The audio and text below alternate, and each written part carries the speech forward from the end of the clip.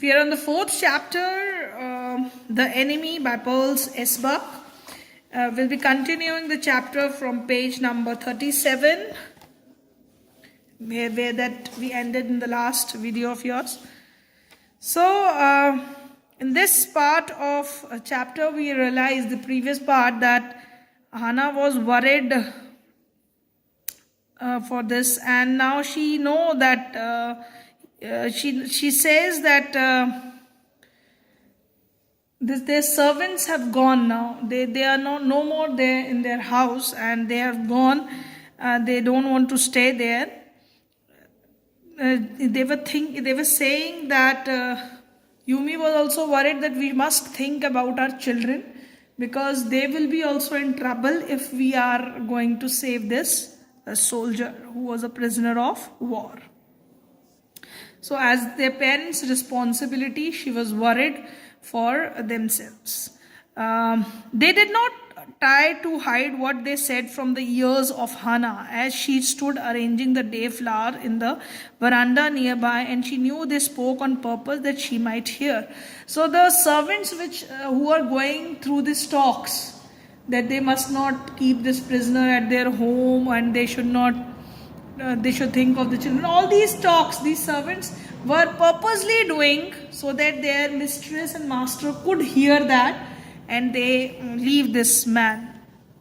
That they were right, she knew too in most of her being, but there was another part of her which she herself could not understand. It was not sentimental liking of the prisoner. She had come to think of him as a prisoner. She had not liked him even yesterday, when he had said in her impulsive way. Now this lady Hannah, who was Dr. Sadau's wife, she know that these servants were right in one way, but she cannot avoid helping this man. So this reflects her humanly part, how a human nature reflects here, and she being a good human being, she cannot deny this, helping this man in such a condition. And so, although they were not sentimentally attached to that prisoner, there were no emotions, there were no sentiments, but what was there? It was purely humanity, which is there in every human being, which some people used to suppress, some people show it. Some people suppress their humanity and they overlook all the facts. But here we find that these people are so good enough, they're still helping a prisoner of war, although they knew that they could be in trouble later on, but still they are helping them. Now, she had not liked him even yesterday when he had said in his impulsive way, "Anyway, let me tell you that my name is Tom." She had only bored her little distance bow. She saw hurt in his eyes, but she did not wish to assuage it. Indeed, he was a great trouble in this house.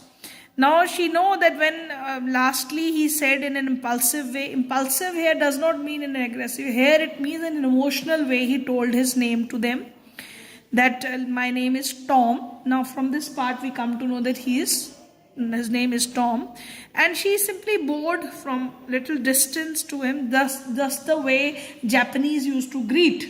She bowed in that way. She saw that he was really hurt. His eyes reflects that. His pain is reflected, but she didn't want that she should calm him down.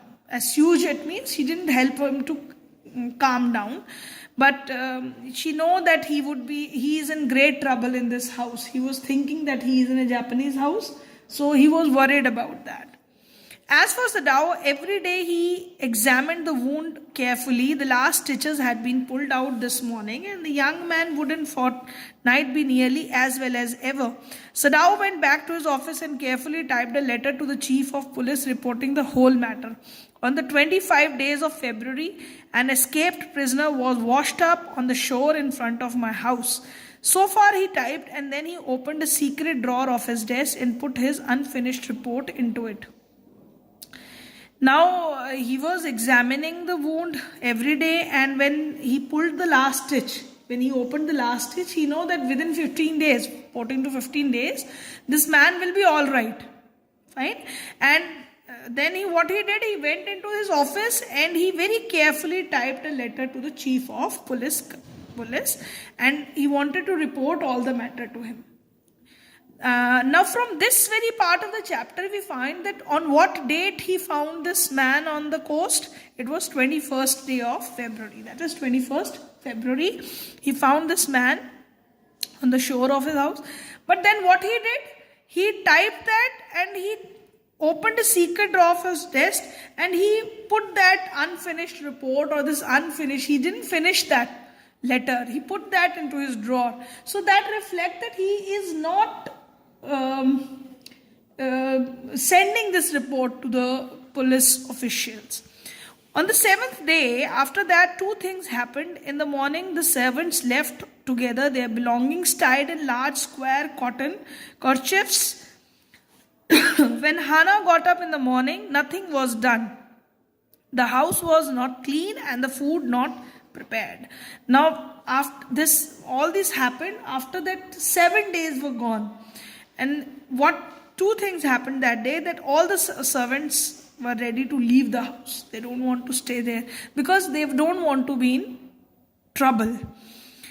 So, and when Hannah got up, there was nothing is done in the house. The rooms were unclean. No food was cooked. She understands from this fact that what that means. That means all servants left the house. She was sad for this. Dismayed means she was sad and even terrified. Why she was sad? Because obviously their close old servants were leaving the house. And she is terrified. Why she is terrified? Because she knew that if any of the servant is going to report this incident to the police, they would be in trouble. So that was the reason for her worry. But she didn't show that. She was a pride mistress. She didn't show it to the people out there. Instead, she inclined her head gracefully when they appeared before her in the kitchen, and she paid them off and thanked them for all that they had done for her.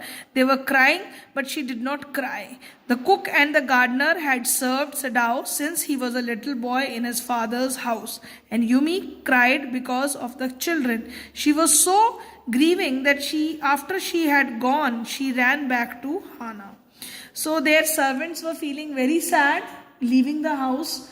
They were crying, but Hannah didn't cry, being very strong lady as a mistress of the house. She didn't show her tears, but she was also very sad.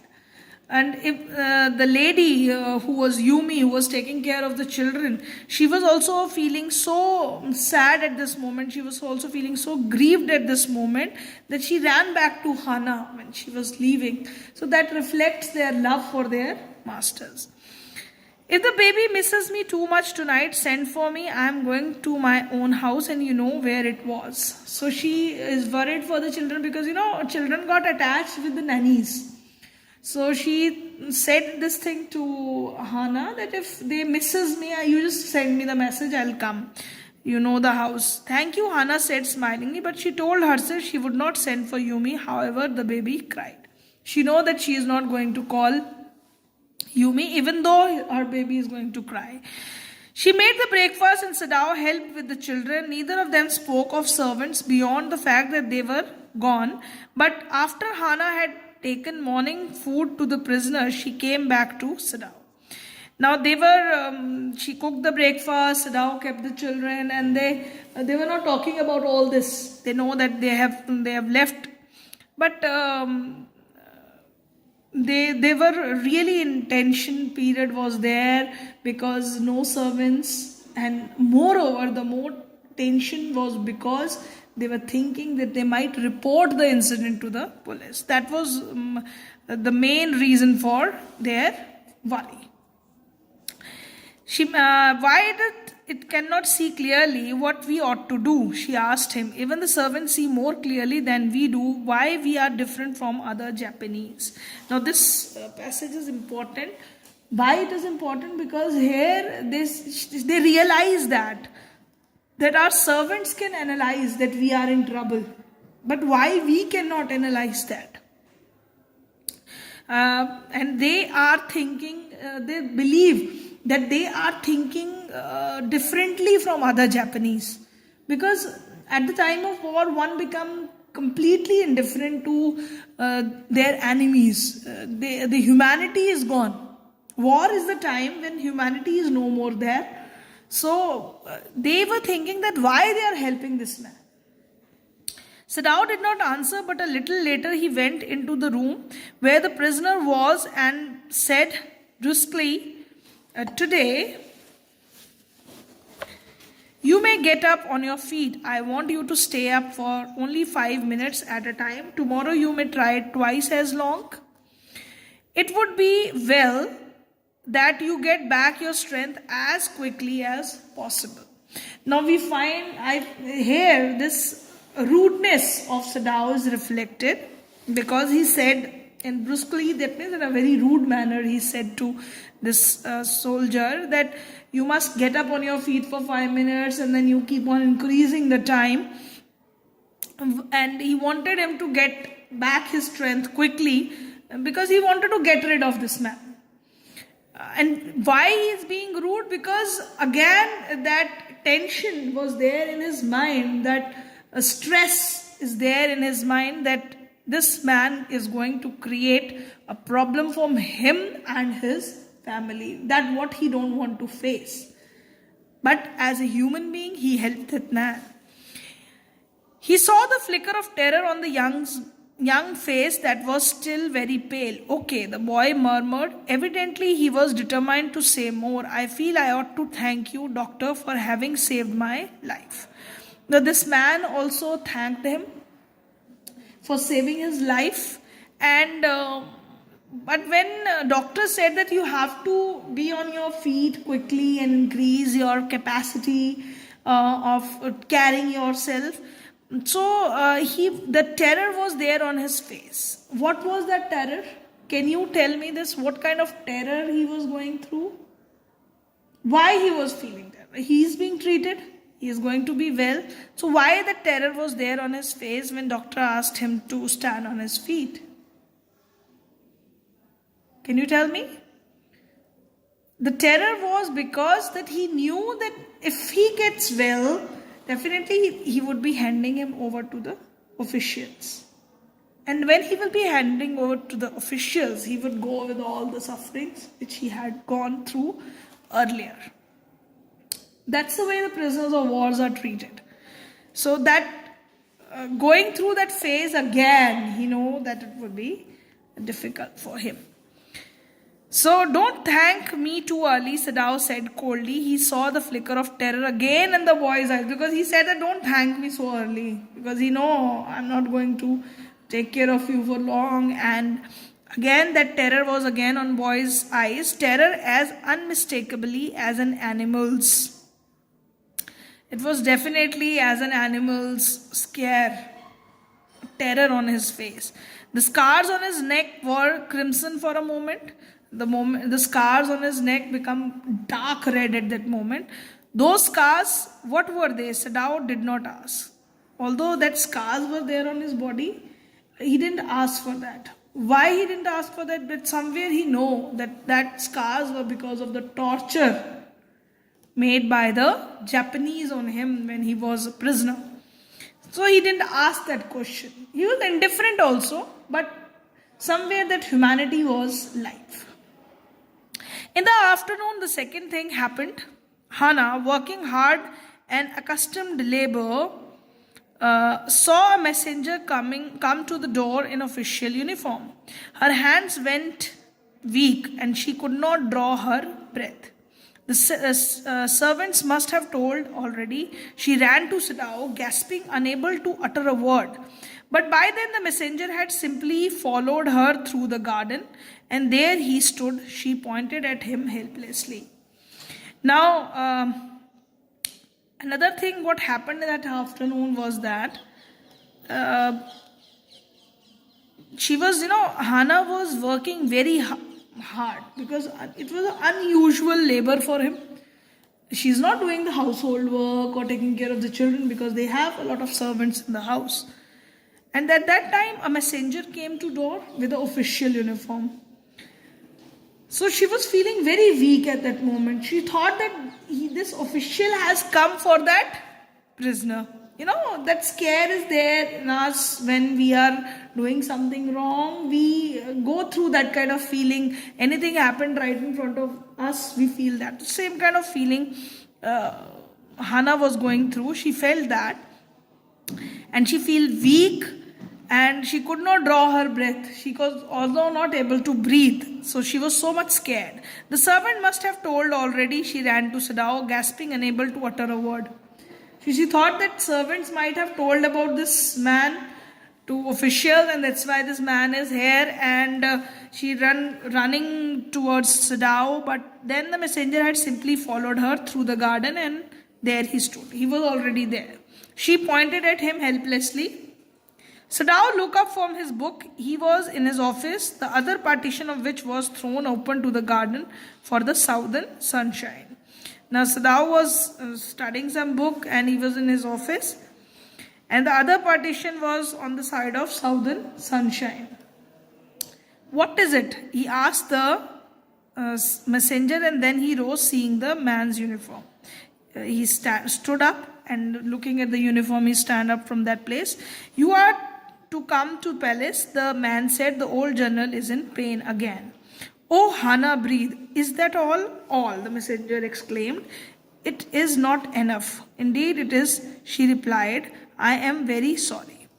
Now, the messenger was there for the old general. You know that the Dr. Sadao was treating old general, and that is the reason he was not sent on the war fronts, so that he could treat that old general here. So he was that messenger who came there. He was for what? He was to call Dr. Sadao because he has to treat general who was not feeling well. He was feeling pain. When Sadao came to say goodbye, she was in the kitchen but doing nothing. The children were asleep and she sat merely resting for a moment, more exhausted from the fright than that from work. She was in the kitchen when he came there saying goodbye to her, going to the general. He felt that tension which his wife was going through. As she was sitting there, she was not tired from work which she was doing, that unusual work which she was doing, but she was tired of that fright which she came across seeing that messenger in the uniform. So from this part of the chapter we can understand what kind of tension prevails in their house and what kind of tension she was bearing all the time in her house, that anyone can come anytime and maybe they got arrested or something like that. That tension was there.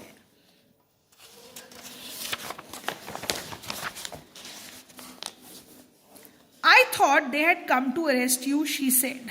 He gazed down into her anxious eyes. I must get rid of this man for your sake, he said in distress. Somehow I must get rid of him.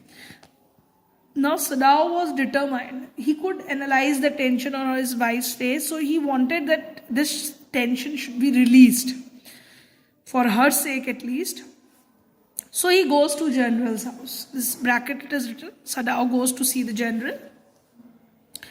Of course, the general said weakly, I understand fully, but that is because I once took a degree in Princeton. So few Japanese have. I care nothing for the man excellently, Sadao said, but having operated on him with such success. Now, Sadao explained the thing to general, that why he explained about all the things to him, and then he said that I took this degree from Princeton once, and I did that operation very successfully. So, and he said that I don't care for that man actually. So he is clarifying his side to general. Yes, the general said, it is only makes me feel you more indispensable to me. Evidently you can save anyone, you are so skilled. You say you think I can stand once, more such attack as I have had today. Now, this general is worried for this man also. He know that he is unavoidable. Dr. Sadao is unavoidable for general. He know that he cannot replace this man because the kind of treatment he was giving the general, only he can give. So he know that he is a skilled doctor and he cannot lose him. Not more than one, and he also told him that he can survive that attack which he was going through in the war. Not more than one, Sadao said. He said, yes, you can bear that attack once more, but not more than one. Then certainly I can allow nothing to happen to you. So he said that if you can save me from such an attack with which you have saved me earlier also, if you can save me again, definitely I have to do anything, and I will not allow anything should happen to you because of all this. The general said with anxiety. His long, pale Japanese face became expressionless, which meant that he was in deep thought. You cannot be arrested, the general said, closing his eyes. Suppose you were condemned to death, and the next day I have to have my operation. So he was not actually worried about doctor. He was worried about himself. If he got arrested and suddenly I required him, how would I survive? So he was more worried about himself. That's why he was saving this doctor. There are other surgeons, excellently now suggested. He said that other surgeons are also there. None I trust, the general replied. The best one have been trained by Germans and would consider the operation successful even if I died. I do not care for their point of view, he sighed. Now this general was of clear view that the most of the surgeons were expert from Germany, and if I am going to die on the table, operation table, then also they are going to consider that operation successful because they want that. They are in favor of Germans. So see, it is a time of war, panic situation. So he don't want that. He don't trust anyone. The general trust only Dr. Sadao, who was from Japanese background. It seems a pity that we cannot better combine the Germans' ruthlessness with American sentimentality. Then you could turn your prisoner over to execution, and yet I could be sure you would not murder me while I was unconscious. Now he says that the Germans are ruthless and we cannot relate them with emotional Americans. And he said that you can turn this person, this prisoner, you can give him for execution, means to slot him up or cut him down. But yet you cannot, would not murder me. He know that you can kill this American, but you cannot murder me on the operation table. The general laughed. He had an unusual sense of humor. As a Japanese, could you not combine these two foreign elements? He asked. He said that can you combine these two foreign elements, that you can be kill this human being and you can even save me. That means on one side you can be very cruel and on one side you can be very calm. Sadao smiled. I'm not quite sure, he said, but for your sake I would be willing to try, Excellency. Now he said that definitely I am going to be very good with operation. I am going to try my best. The general shook his head. I rather not be able to test case. As he said, he felt suddenly weak and overwhelmed with the cares of his life as an official in times such as those when repeated victory brought great responsibility all over. Now general wanted that if he treats this man on the table, operation table, he could even kill that man, this prisoner of war. But on the other side, he wanted him to save on the operation table. See this, the irony of the situation.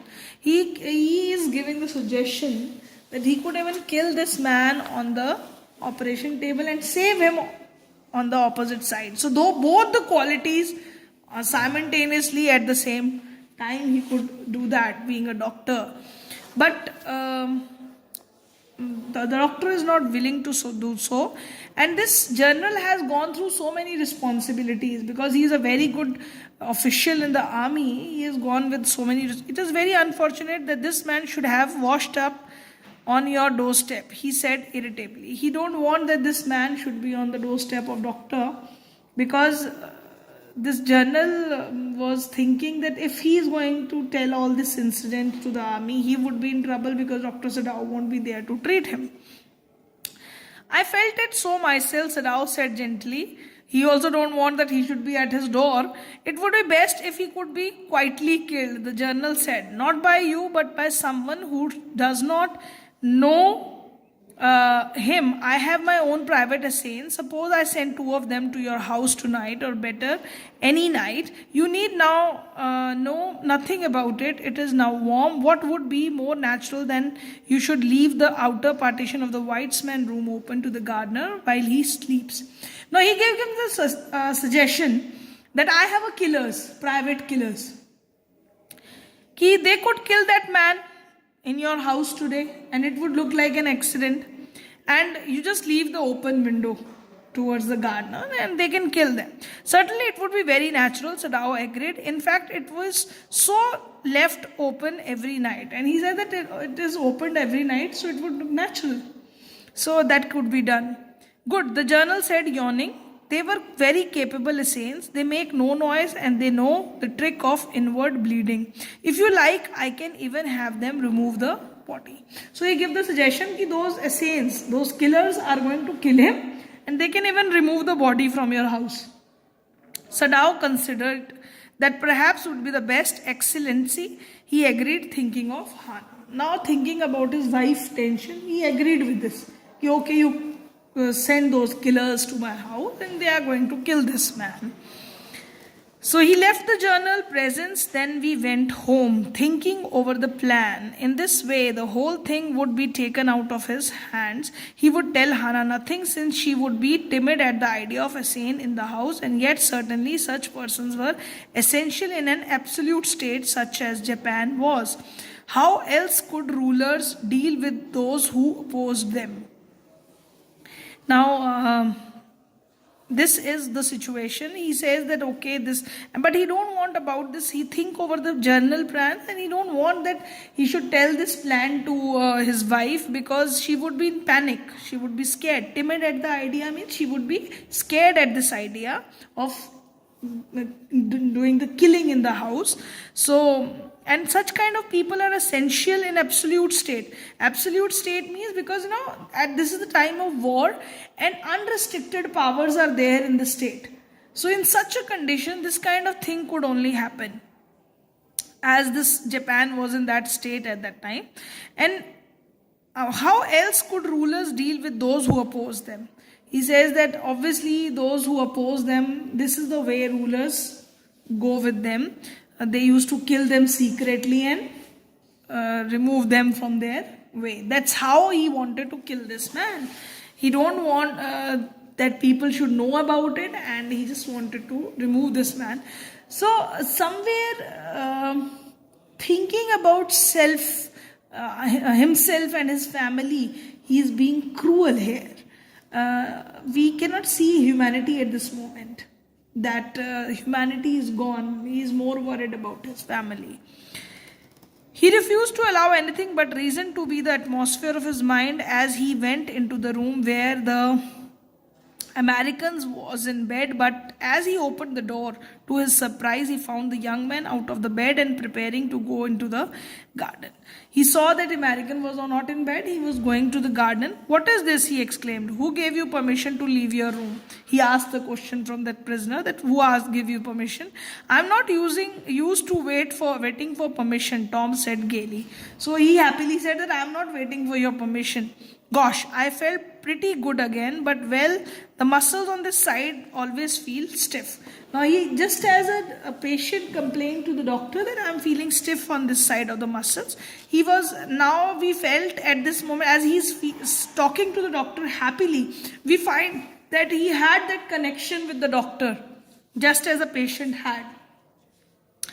Is it so? Sadao inquired, surprised. He forgot all else. Now at this moment, earlier, see what kind of thoughts going on. But the moment this man complains about his pain, he forgot everything else. Now I thought I had provided against that, he murmured. He lifted the edge of his man's shirt and gazed at the healing. Now he has gone with all the thoughts of his killing, which was going on in his mind, and he started examining him as a patient. Massage may do it, he said, if exercise does not. If exercise is not doing well, massage can help this stiffness out. It won't bother me much, the young man said. The young face was gaunt under the stubble blonde beard. Says, Doctor, I've got something want to say to you. If I hadn't met a Jap like you, well, I wouldn't be alive today, I know that. Sadao bowed, but he could not speak. Now this man was very happy. His young face was gaunt he was very lean and thin under the stubbly blonde beard. Stubbly means kind of stiff hair beard he was having. So he said to him that if I have not met a Japanese like you, I would not be alive. But Sadao was not able to say anything. Why? Because, see, the killing process of this man was going in his mind. So he know that journal would send some assassins and he would be killing this man. Sure, I know that, Tom went on warmly. This big thin hands gripping a chair with white at the knuckles. I guess if all the Japanese were like you, there would have been a war. He said that if all the Japanese will be like you, there would be no war. Why like him? Because he is treating a prisoner of war. So definitely if that humanity is there, so no wars are going to occur. Right? Perhaps Sadao said with difficulty, and now I think you had better to go back to bed. Now Sadao was saying all this thing with difficulty. Why? See, his consciousness is there inside him. Because he is thinking of killing him, and on the side he is thanking him for being such a kind man towards him, saving his life. So he simply asked him to go to bed and sleep. Sadao slept badly that night. Time and time again he woke thinking he heard the rustling of footsteps, the sound of twig broken or stone displaced in the garden, a noise such as men might make who carried a burden.